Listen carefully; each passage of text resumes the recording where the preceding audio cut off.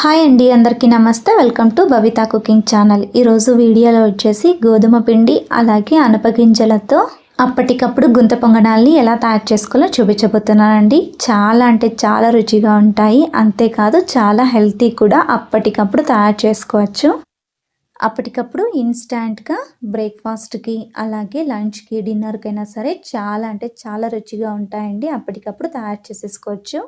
ఇందులో పాలకూర అలాగే అనపగింజలు ఇలాంటివి పిల్లలకు చాలా హెల్తీ అండి. పిల్లలు కూడా ఇలాంటి టిఫిన్స్ కనుక తయారు చేసిస్తే పిల్లలు చాలా ఇష్టంగా తింటారు. ఎంతో హెల్తీ అయిన గుంత పొంగనాలు ఎలా తయారు చేసుకోవాలో చూద్దాం రండి. అందుకోసం ముందుగా అనపగింజల్ని నానబెట్టి ఉంచుకోవాలి. నేను ఇక్కడ ఒక రోజంతా నానబెట్టి ఉంచుకున్నానండి. ఒక రోజంతా నానబెట్టేసుకుంటే పైనుండే పొట్టు అనేది ఈజీగా వచ్చేస్తుంది, ఈజీగా రిమూవ్ అయిపోతుందండి. పైనుండే పొట్టును మొత్తం కూడా తీసేసుకొని అనపగింజల్ని పక్కన ఉంచుకోవాలి. నెక్స్ట్ ఒక మిక్సింగ్ బౌల్ని తీసుకొని అందులోకి ఒక కప్పు దాకా బొంబాయి రవ్వను వేసుకోండి. అదే కప్పుతోనే ఒక కప్పు దాకా గోధుమ పిండిని వేసుకోండి. సేమ్ అదే కప్పుతోనే ఒక కప్పు దాకా పెరుగును కూడా వేసుకోండి. అలాగే ఒక కప్పు దాకా నీళ్ళను కూడా వేసుకొని ఒకసారి బాగా కలిపేసుకోండి. ఇప్పుడు ఇవన్నీ కూడా బాగా కలిసేటట్టు కలుపుకోండి. ఇలా కలుపుకున్న తర్వాత ఇంకాస్త గట్టిగా అనిపిస్తే కనుక మరొక కప్పు దాకా నీళ్ళను వేసుకోండి. ఇలా మరొక కప్పు నీళ్ళను వేసుకొని ఇప్పుడు బాగా కలిపేసుకోండి. కన్సిస్టెన్సీ అనేది మరీ పలుచగా ఉండకూడదు, మరీ గట్టిగా కూడా ఉండకూడదండి. ఇలా ఈ కన్సిస్టెన్సీలో ఉండాలి. ఇలా కలుపుకొని పిండిని పక్కన ఉంచుకోండి. నెక్స్ట్ వచ్చేసి క్యారెట్ని సన్నగా తురుముకోవాలి. అలాగే ఉల్లిపాయ ముక్కల్ని కూడా చిన్నగా కట్ చేసి అయితే పక్కన ఉంచుకోండి. అలాగే పాలకూరను కూడా ఇలా చిన్నగా కట్ చేసి తీసుకోండి. కొత్తిమీరను కూడా చిన్నగా కట్ చేసుకోండి. ఆ తర్వాత అరకప్పు దాకా పొట్టు తీసి పెట్టుకున్న అనపగింజల్ని కూడా రెడీగా ఉంచుకోవాలండి. ఇలా అన్నిటినీ కూడా రెడీగా ఉంచేసుకోండి. ఆ తర్వాత స్టవ్ మీద ఒక ప్యాన్ని ఉంచుకొని అందులోకి 2 టేబుల్ స్పూన్ల దాకా ఆయిల్ని వేసుకోండి. ఆయిల్ కాస్త వేడెక్కిన తర్వాత అర టీ స్పూన్ దాకా జీలకర్ర, అర టీ స్పూన్ దాకా ఆవాలు వేసుకోండి. అర టీ స్పూన్ దాకా శనగపప్పు, అర టీ స్పూన్ దాకా మినపప్పును కూడా వేసుకోండి.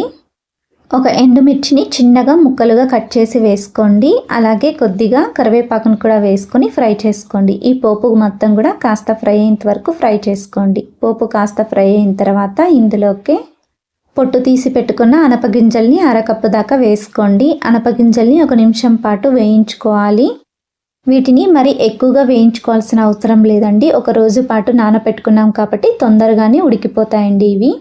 ఇప్పుడు ఇందులోకి ఇందాక మనము కట్ చేసి పెట్టుకున్న వాటన్నిటినీ కూడా ఒకటి తర్వాత ఒకటి వేసుకోవాలండి. ముందుగా చిన్నగా కట్ చేసి పెట్టుకున్న ఉల్లిపాయ ముక్కలు అలాగే క్యారెట్ తురుమును కూడా వేసుకొని వీటిని కలుపుతూ వేయించుకోండి. 1 నిమిషం పాటు కలుపుతూ వేయించుకున్న తర్వాత చిన్నగా కట్ చేసి పెట్టుకున్న పుదీనాను అలాగే చిన్నగా కట్ చేసి పెట్టుకున్న పాలకూరను అలాగే చిన్నగా కట్ చేసి పెట్టుకున్న కొత్తిమీరను కూడా వేసుకొని వీటన్నిటినీ కూడా బాగా కలిసేటట్టు కలిపేసుకోండి. మరి ఎక్కువసేపు వేయించుకోవాల్సిన అవసరం లేదండి. అంటే 70 to 80% ఉడికేంత వరకు ఉడికించుకొని స్టవ్ ఆఫ్ చేసి పక్కన ఉంచుకోండి. నెక్స్ట్ వచ్చేసి ఇందాక కలిపి ఉంచుకున్న పిండిని తీసుకొని అందులోకి రుచికి సరిపడంత ఉప్పును వేసుకోండి. అలాగే 1 టీ స్పూన్ దాకా పంచదారను వేసుకోండి. పంచదారను వేసుకోవడం వల్ల గుంత పొంగనాలు అనేవి పైన క్రిస్పీగా వస్తాయి. అలాగే కలర్ కూడా ఎర్రగా వస్తాయండి. అందుకోసమే పంచదారను వేసుకోండి. అలాగే ఒక పావు టీ స్పూన్ అంతా వంట సోడాను కూడా వేసుకుని బాగా కలిపేసుకోండి. ఉప్పు పంచదార మొత్తం కూడా బాగా కలిసేటట్టు కలిపేసుకోండి. ఇలా కలుపుకున్న తర్వాత ఇందాక మనము ఫ్రై చేసి పెట్టుకున్న అనపగింజలు ఉల్లిపాయలు ఇలా అన్నిటినీ కూడా ఫ్రై చేసుకున్నాం కదండి. ఆ పోపుడు మొత్తం కూడా ఇందులోకి వేసేసుకోండి.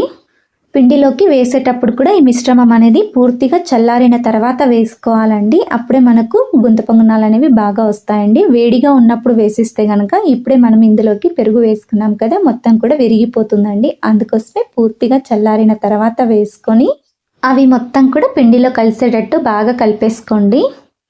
చూడండి, ఇలా బాగా కలుపుకున్న తర్వాత పిండి కన్సిస్టెన్సీ అనేది ఇలా ఉండాలండి.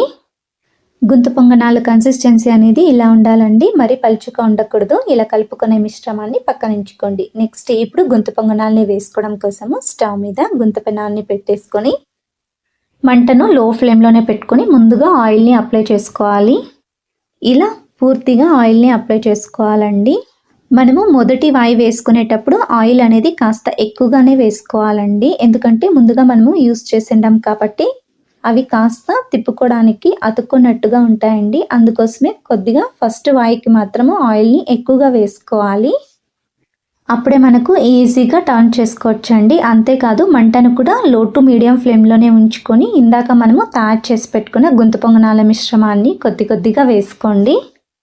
మరి మనము నిండుగా కూడా వేసుకోకూడదు. నిండుగా వేసుకోకుండా ఇలా నేను చూపిస్తున్న విధంగా వేసుకోండి.